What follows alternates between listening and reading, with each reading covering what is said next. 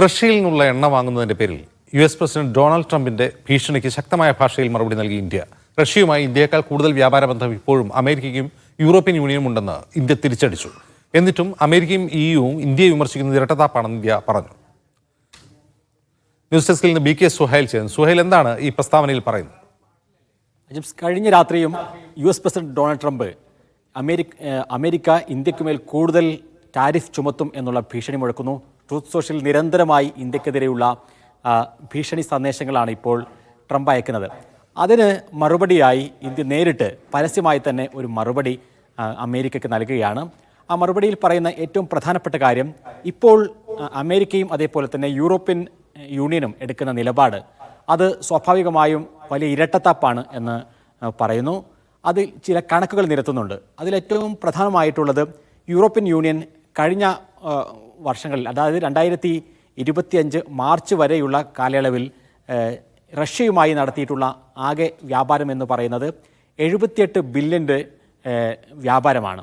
പക്ഷേ ഇന്ത്യയുടേത് അത് 68% മാത്രമാണ്, 68 ബില്യൺ മാത്രമാണ്. അങ്ങനെ നോക്കുകയാണെങ്കിൽ ഇന്ത്യയേക്കാൾ കൂടുതൽ 10 ബില്യൺ വ്യാപാരം EU നടത്തിയിട്ടുണ്ട് എന്ന് ഈ വാർത്താക്കുറിപ്പിൽ ഇന്ത്യ വിശദീകരിക്കുന്നു. അതേപോലെ തന്നെ മറ്റൊരു കാര്യം പറയുന്നത്, അമേരിക്ക റഷ്യയിൽ നിന്ന് ഇന്ത്യ എണ്ണ വാങ്ങരുത് എന്ന് പറയുന്ന ട്രംപിൻ്റെ സ്വന്തം രാജ്യം രാസമാലിന്യങ്ങളടക്കമുള്ള കാര്യങ്ങളിൽ ഇപ്പോഴും റഷ്യയുമായി സഹകരിച്ചു കൊണ്ടിരിക്കുന്നു, റഷ്യയിൽ നിന്ന് വ്യാപാരം നടത്തിക്കൊണ്ടിരിക്കുന്നു എന്ന് വിശദീകരിക്കുന്നു.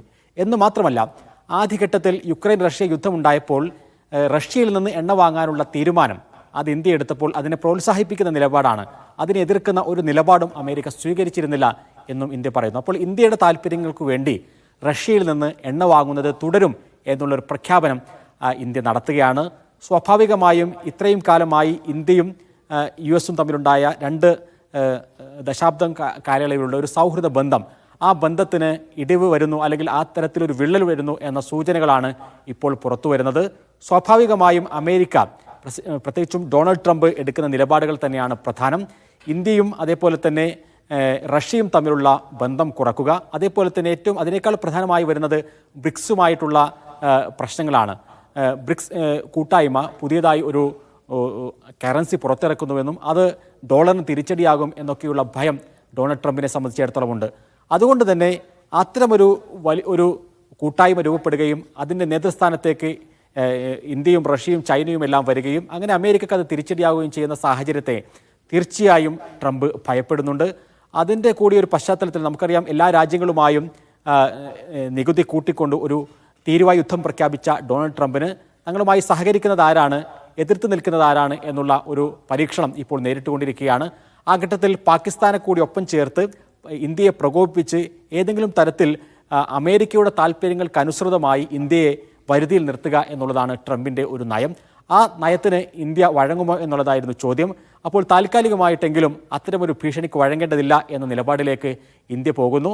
പക്ഷേ ഡൊണാൾഡ് ട്രംപിനെ പ്രകോപിപ്പിക്കുന്ന തരത്തിലേക്കുള്ള പ്രസ്താവനകളോ ആ തരത്തിലേക്കുള്ള വലിയ നീക്കങ്ങളിലേക്ക് പോകേണ്ടതില്ല എന്നുമാണ് ഇപ്പോൾ കേന്ദ്ര സർക്കാർ തീരുമാനിച്ചിരിക്കുന്നത് എന്നാണ് നമുക്ക് അറിയാൻ സാധിക്കുന്നത്. ഇന്ത്യയും US തമ്മിലുള്ള ഒരു വ്യാപാര കരാർ, അതുമായി ബന്ധപ്പെട്ടുകൊണ്ട് കഴിഞ്ഞ 3 മാസമായി വലിയ ചർച്ചകൾ നടക്കുകയായിരുന്നു. പക്ഷേ ആ ചർച്ചകളിൽ ഇന്ത്യ വഴങ്ങേണ്ടതുണ്ട് എന്ന നിലപാടാണ് ഇപ്പോഴും ട്രംപ് സർക്കാർ സ്വീകരിച്ചു കൊണ്ടിരിക്കുന്നത്. പ്രത്യേകിച്ചും കാർഷിക വിഷയങ്ങളിൽ ജനിതക മാറ്റം വരുത്തിയ വിളകൾ ഇന്ത്യയിലേക്ക് എത്തിക്കുന്ന അടക്കമുള്ള കാര്യങ്ങൾ, അതേപോലെ തന്നെ പല ഉൽപ്പന്നങ്ങളും, പാൽ ഉൽപ്പന്നങ്ങളടക്കമുള്ള കാര്യങ്ങൾ ഇന്ത്യയിലേക്ക് ഇറക്കുമതി ചെയ്യാനുമൊക്കെയുള്ള തുറന്ന വിപണി അത് ഇന്ത്യയിൽ നിന്ന് കിട്ടണം എന്നുള്ളതാണ് ട്രംപ് സർക്കാർ ആഗ്രഹിക്കുന്നത്. പക്ഷേ അങ്ങനെ അതിന് വഴങ്ങേണ്ടതില്ല എന്ന നിലപാടിലേക്ക് പോകുന്നു. പ്രത്യേകിച്ചും കാർഷിക പ്രക്ഷോഭമടക്കം ശക്തമായിട്ടുള്ള ഇന്ത്യ രാജ്യത്ത് മറ്റൊരു കർഷക പ്രക്ഷോഭത്തിലേക്ക് എടുത്തെറിയപ്പെടുന്ന സാഹചര്യം ഉണ്ടാകും അത്തരം വ്യാപാര കരാറിലേക്ക് പോയാൽ. അതടക്കം മോദി സർക്കാർ ഭയപ്പെടുന്നുമുണ്ട്. അതുകൊണ്ട് തന്നെ ഇപ്പോൾ ഇന്ത്യ എടുക്കുന്ന ഈ നിലപാട് എന്ന് പറയുന്നത് രാജ്യ താൽപര്യത്തെ മുൻനിർത്തിയാണ് എന്നും അത് മുന്നോട്ട് പോകുമെന്നും റഷ്യയിൽ നിന്ന് എണ്ണ വാങ്ങുന്നത് നിർത്തുകയില്ല എന്നൊരു സൂചന കൂടിയാണ് ഇപ്പോൾ നൽകുന്നത്. ഏതായിരുന്നാലും ഈ ഒരു തർക്കത്തിൻ്റെ പശ്ചാത്തലത്തിൽ ഇപ്പോൾ ഓഹരി വിപണിയിലടക്കം വലിയ ഇടിവ് രേഖപ്പെടുത്തുകയാണ്.